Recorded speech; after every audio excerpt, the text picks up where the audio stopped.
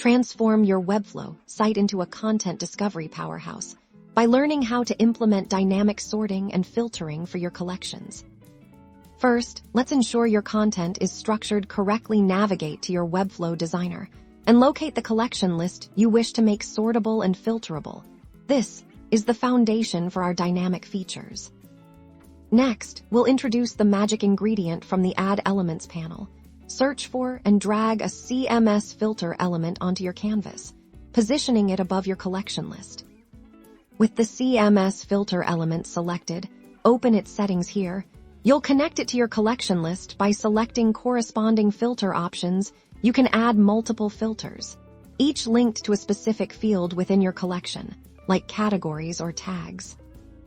To create the actual filter buttons or dropdowns, expand the CMS Filter element in your navigator and add new filter controls. You can choose between button groups or dropdowns to best suit your design.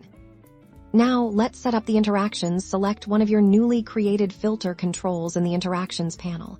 Set up a click trigger. Choose Filter as the action and select your collection list. Within the filter action, you'll define the criteria. For example, if you're filtering by category, select the category field from your collection and set the condition to match the specific category of this filter control.